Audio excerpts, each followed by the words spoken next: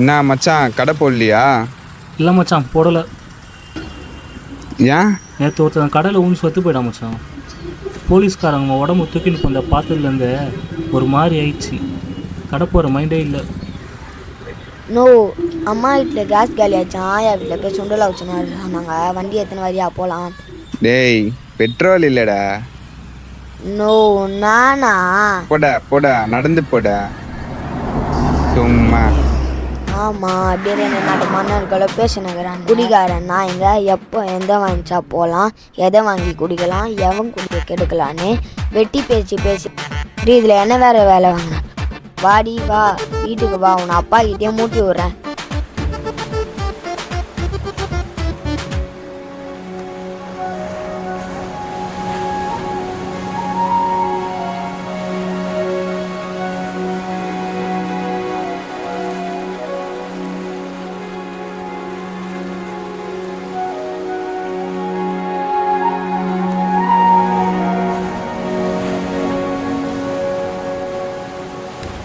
எல்லாரும் சொல்லுவாங்க வாழ்கிறத விட சாவறது தான் ரொம்ப ஈஸின்னு.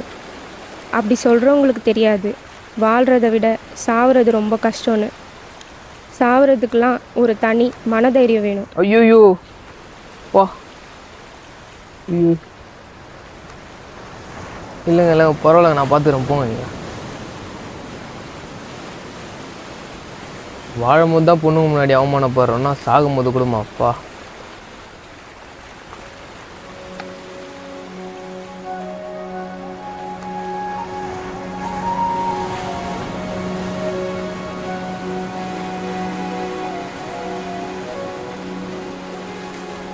ஒரு வேளை நம்ம சாக போய் இவன் வந்து காப்பாற்றிட்டான் அப்படின்னா நம்ம சாக வந்ததே வேஸ்ட் ஆகிடுமே. நம்ம சாகும்போது இந்த பொண்ணு நம்மளை காப்பாற்றிடுமோ? இந்த மூஞ்சை பார்த்தாலும் சாக வந்த மாதிரி தான் இருக்குது. கேட்டுருவோமா? ஏங்க நீங்கள் சூசைட் பண்ணுவா வந்திருக்கீங்க? ஏங்க அப்படிலாம் இல்லைங்க. ஏங்க சும்மா சொல்லாதீங்க, உங்கள் மூஞ்சை பார்த்தாலே தெரியுது நீங்கள் சூசைட் பண்ண தான் வந்திருக்கீங்கன்னு. போயிலாம் சொல்லாதீங்க.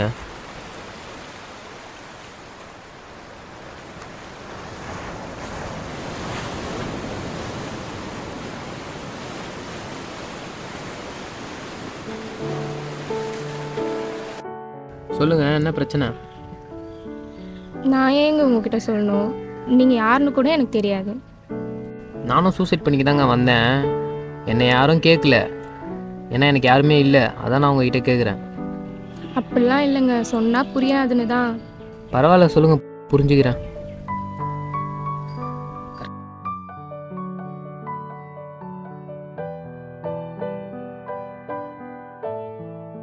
என் பேர் திவ்யா. எனக்கு ப்ளேபேக் சிங்கர் ஆகணும்னு ரொம்ப ஆசை.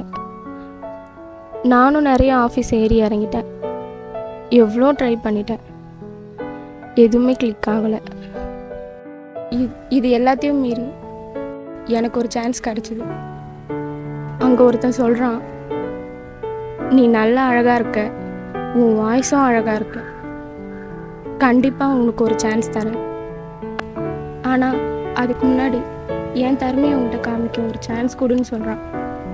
அப்புறம் என்னாச்சு? அப்புறம் என்ன, நானும் இன்ஸ்டா யூடியூப்பில் பாடி வீடியோஸ் அப்லோட் பண்ண என் ரிலேஷன் பார்த்துட்டு அம்மா அப்பா கிட்ட சொல்லி வீட்டில் பெரிய பிரச்சனையாக ஆயிடுச்சு.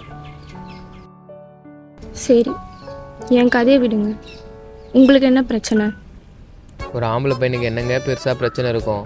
வீட்டு பிரச்சனை, வேலை பிரச்சனை, வாழ்க்கை பிரச்சனை, ஏன் மண்டையில் முடி கொட்டுறது கூட ஒரு பிரச்சனை தான். சுண்டல் சுண்டல் சூடான சுவையான சுண்டல். நான் அன்னைக்கு சுண்டல் வாங்கி போனா சின்ன பையன் தெரிஞ்சே சொல்லிட்டான். எவ்வளோடா? ஜஸ்ட் 100. 100 ரூபாவா? ஐயா நீ வேலைக்க மாட்டான். சரி நீ சுண்டல் கொடு.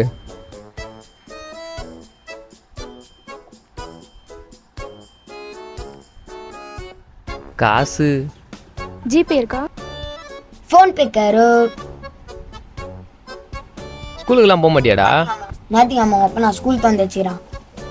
இன்னும் இல்லை, நான் ஞாயிற்றுக்கிழமை அப்பா ஸ்கூலுக்கு போனேன்ட்டேன். ஆயா வீட்டில் கேஸ் காலி ஆச்சு, அதனால தான் அம்மா கிட்ட போய் சுண்டல் அவிச்சுனே. அதான் போகிற வழியில் அவன் அழிச்சா மாட்டுவான், விட்டுட்டு போக வேண்டியது. சுண்டல் சுண்டல்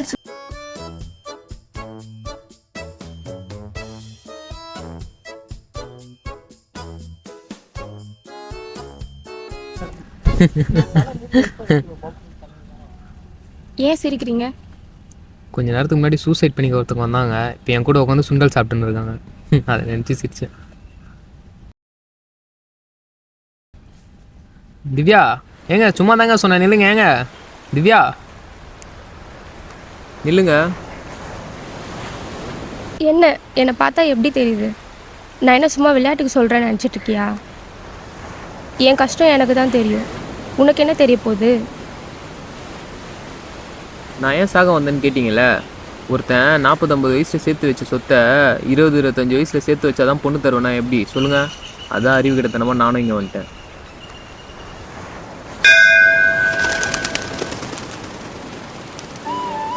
கடவுள்னு ஒருத்தர் இருந்தா ஏன் ஒரு மனுஷனை படைச்சி அவனுக்குன்னு ஒரு ஆசையை கொடுத்து அதை அடைய விடாமே பண்ணணும்? உங்களுக்குலாம் என்னங்க, உடனே ஸ்கூல் முடிக்கணும், காலேஜ் முடிக்கணும், ஐடி வேலை, வீடு, கார்னு உடனே எல்லாம் கிடச்சிடணும் அதானே? ஒரு 10 கம்பெனி ஏறி இறங்கியிருப்பீங்களா? உடனே தூக்கி கொடுத்துருவோம் நான் வாய்ப்பை. எல்லாத்துக்கும் கடவுளையே நம்பிட்டு இருக்காதீங்க, கொஞ்சம் உங்களையே நம்புங்க.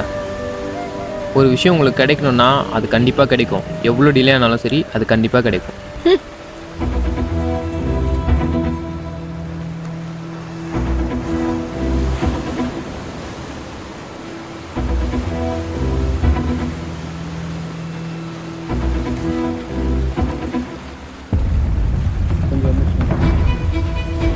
அந்த பேக்கே செண்டு தானே?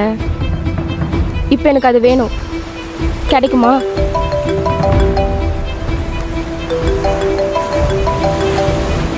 Hello madam. ஹலோ.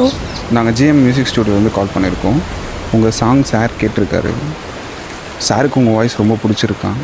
ஒரு ப்ராஜெக்டில் சேர்ந்து ஒர்க் பண்ணணுன்னு சொல்கிறாரு. நாளைக்கு மார்னிங் ஃப்ரீயாக இருந்தால் சாரை மீட் பண்ண முடியுமா? ஷுவர் சார், கண்டிப்பாக. Okay madam. அப்போ லொக்கேஷன் நான் வாட்ஸ்அப்பில் சென்ட் பண்ணுறேன். ஷார்ப்பாக 10 o'clock வந்துடுங்க. Okay sir. Okay sir, thank you sir.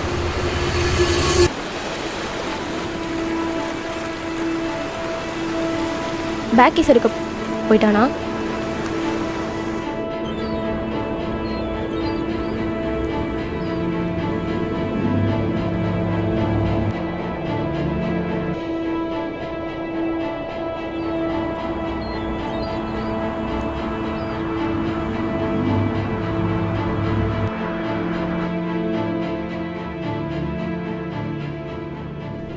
டேய் தம்பி, இங்கே ஒயிட் ஷர்ட் போட்டு ஒரு அண்ணா போனாரே, பாத்தியா? அங்கே 2 பேர் வெட்டியாக கிடப்பானுங்க, அவனுங்களை போய் கேளுங்க, போங்க. அண்ணா, இங்கே யாருன்னா ஒயிட் ஷர்ட் போட்டு போனாங்களா? ஆமாங்க, இப்போ தான் ஒருத்தர் சைடு டியோவில் போன மாதிரி பார்த்தேன்.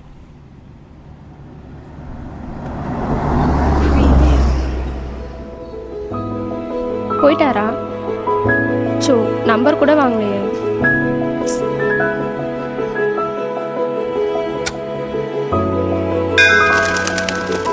எல்லாத்துக்கும் கடவுளையே நம்பிட்டு இருக்காதீங்க, கொஞ்சம் உங்களையே நம்புங்க.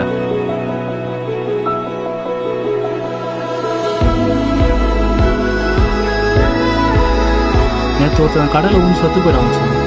போலீஸ்காரங்க உடம்பு தூக்கின்னு போந்த பார்த்ததுலேருந்து ஒரு மாதிரி ஆயிடுச்சு.